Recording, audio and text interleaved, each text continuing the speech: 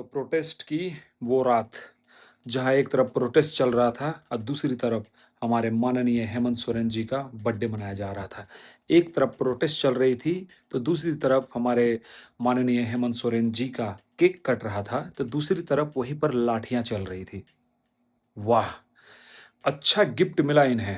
जितने भी हमारे झारखंड के यूथ थे जो अपने हक की लड़ाई लड़ रहे थे, दिन-रात अपना पूरा घर-परिवार छोड़ के, आजकल जो रोपा का दिन है, खेती-बाड़ी का दिन सब छोड़ के, पढ़ाई-लिखाई छोड़ के, खाना-पीना सब छोड़ के, वो लड़ाई लड़ रहे थे, अपना हक की माँग कर रहे थे और उन्हें कल रात में हेमंत सोरेन जी का बर्थडे गिफ्ट मिला लाठी। जी हाँ, आपने सही सुना। तो इस तरह का प्रोटेस्ट आप कर रहे थे ना, उनको अच्छा नहीं लगा। तो मेरा यही कहना है कि प्रोटेस्ट आप अपनी हक की माँग कर रहे हो और मीठा बन के कर रहे हो, तो कहीं भी आपको हक नहीं मिलेगा। फॉर एग्ज़ाम्पल आपका और मेरा कोई भी दोस्ती-दुश्मनी हो अलग सी बात है। मेरा ज़मीन पे आपने अवैध कब्ज़ा किया हुआ है और हमको उसको जाके माँगना होगा आपसे। मुझे पता है कि इल्लीगल तौर पे आपने मेरा ज़मीन पे कब्ज़ा किया हुआ है। अब मैं वहाँ जाके आपको बोल रहा हूँ कि भैया प्लीज़ मेरा ज़मीन दे दीजिए ना, हम लोग यहाँ खेती-बाड़ी करते हैं, मेरा घर-परिवार चलता है, छोड़ दीजिए ना। तो आपको क्या लगता है कि आप छोड़ दीजिएगा? अरे माँगना है वहाँ, अपना हक का है कि मेरा ज़मीन है, इज़्ज़त से छोड़ दो, नहीं तो तुमको भी नहीं छोड़ेंगे।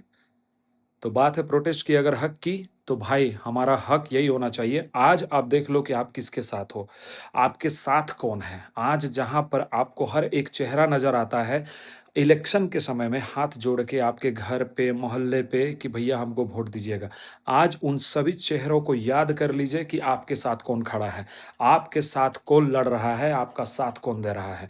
अगर इनमें से कोई नहीं आ रहा है, तो आपका भी फर्ज़ बनता है जब इलेक्शन का टाइम आएगा, तो आप भी अच्छे से हाथ जोड़ के स्वागत करिएगा। क्योंकि जब लड़ाई खुद की लड़नी होती है ना, तो कोई साथ नहीं देता है, सिर्फ ज्ञान देते हैं। कहाँ गए अभी वो मानवाधिकार, कहाँ गए वो अभी कांग्रेस और बीजेपी? मैं किसी भी वोट और पार्टी से कोई भी मतलब नहीं रखता। रांची में बहुत सारे बीजेपी सपोर्टर है, बहुत सारे कांग्रेस भी हैं।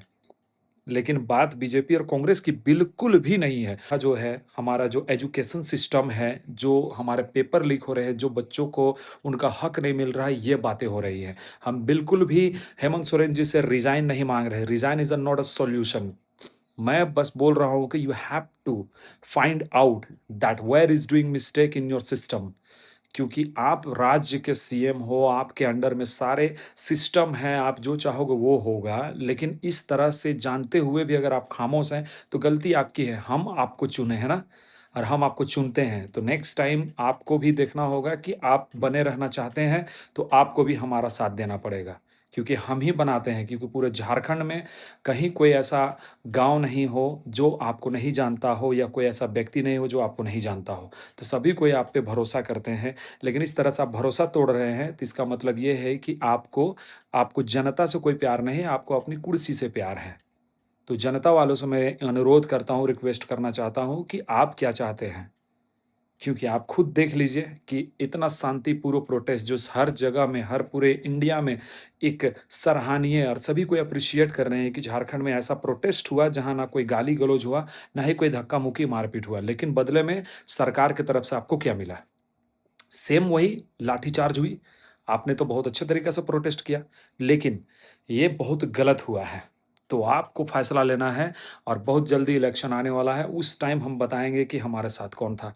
कहाँ है अभी कांग्रेस, कहाँ है बीजेपी? बहुत बड़ा-बड़ा बात बोलते हैं कि हम लोग को राज्य को आगे बढ़ाना है, हमारे एजुकेशन सिस्टम को आगे बढ़ाना है, हमारे जितने खेल जगत है उनको आगे बढ़ाना है, हमारे युवाओं को आगे बढ़ाना है। Whenever we go anywhere, wherever we go anywhere, if someone asks where are you from, that time we say to we are from Jharkhand. अच्छा, झारखंड, इस तरह से वो लोग बोलते हैं। तो मतलब क्या समझ रखे हैं वो लोग, क्या जानते हैं वो झारखंड के बारे में? What do know about the Jharkhand? What do think about yourself? Where are you from? Are you from another planet? साला अभी काटूँगा तो तेरा भी ब्लड लाल निकलेगा। इस तरह से कंपेयर करना बंद करो, ठीक है ना? तो हम चाहते हैं कि झारखंड को ऐसे लोग याद ना करें जो पिछड़ा वर्ग से याद किया जाता है इस तरह से।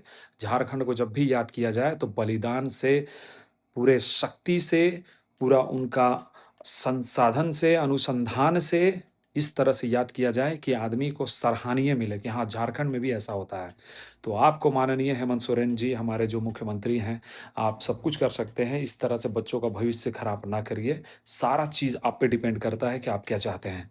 क्योंकि हमारी जो माँगे हैं, बिल्कुल भी जायज़ है। आप देख लीजिए, अगर कोई भी बोल रहा है कि मुझे नौकरी दे दो, उसे नहीं दो, मुझे नौकरी चाहिए, ऐसा, वो लोग तो बस ये बोल रहे हैं कि पेपर लीक ना हो। थोड़ी बोल रहे हैं कि मुझे नौकरी दे दो। लेकिन इस तरह से जो दिन-रात मेहनत करते हैं, सालों-साल मेहनत कर रहे हैं, उसके बावजूद अगर पेपर लीक हो जाएगा, तो वो कहाँ जाके मेहनत करेंगे? आप उनके घर में जाके देखिए, उनके चूल्हे ठंडे पड़े हैं। कोई-कोई ऐसा भी विद्यार्थी है जो 1 टाइम खाना बनाता है और उसी टाइम को 3 टाइम खाता है बिना कोई गरम किए हुए, क्योंकि उनको पास समय नहीं है। हमारे भाइयों में से कोई ऐसा भी है जिनकी बूढ़ी माँ काम नहीं कर सकती है, लेकिन भी दूसरे के घर में बर्तन माँज रही है ताकि उसका बेटा-बेटी अच्छे से पढ़ाई कर सके और एक अच्छा इंसान बन सके। कितने कोई के माँ-बाप ये चाहते हैं कि जो गरीबी में वो जीवन जी रहे हैं, उनका बाल-बच्चा वो जीवन ना जिए। ये सोच के वो दिन-रात मेहनत कर रहे हैं, दिन-रात पैसा इकट्ठा कर रहे हैं और अपने बच्चों को भेज रहे हैं ताकि वो एक अच्छा भविष्य निर्माण कर सकें। लेकिन आप क्या कर रहे हैं आप? बहुत कोई घर ऐसा है जो 24/7 छत टपक रहा है पानी से, उसे बनाने के लिए पैसे नहीं है, लेकिन उनके माँ-बाप ये आस लगाए बैठे हैं कि उनका बेटा-बेटी जब भी वो काम करेंगे, पढ़ाई-लिखाई करेंगे, सक्सेस करेंगे, तो उनको एक अच्छा घर दे पाएँगे। और इन सब ने अपना प्रॉब्लम्स का देख के, अपना आपका आपका जो रवैया है, वो देख के अगर पढ़ाई छोड़ दी, तो झारखंड का क्या होगा? कहाँ जाएगा यहाँ का विकास? आप ही बताइए? सभी कोई हल-बैल चलाएँ, सभी कोई बकरी चलाएँ, कोई बकरी पालन करे, मुर्गी चराए, यही आप चाहते हैं क्या? बहुत गलत कर रहे हैं, ये नहीं होना चाहिए, आपको न्याय करना होगा। अदरवाइज़ आप देख लीजिए कि आप उस कुर्सी में बैठने लायक हैं कि नहीं हैं। मैं नहीं बोल रहा हूँ कि आपको पद छोड़ दीजिए, मुझे मुझे पद छुड़वाने का कोई शौक भी नहीं है, क्योंकि मुझे आपके बाद मुझे कोई ये नेता भी नहीं तो दिखता है जिसको मैं पद दे दूँ, कि कोई वो राजनीति कर सके। यहाँ तो सिर्फ़ अपना कुर्सी बचाने के लिए है। अगर उन्नति चाहता, राज्य का विकास चाहता, भविष्य चाहता, तभी सभी कोई रोड में आते और आपके खिलाफ बोलते। आपके सिस्टम के खिलाफ बोलते, लेकिन सभी चुप हैं, क्योंकि सबको अपना पार्टी चाहिए, अपना पैसा चाहिए, अपना गद्दी चाहिए, अपना सीट चाहिए। तो भाई आप ही मंत्री रहो, लेकिन न्याय करो आप। जय श्री राम।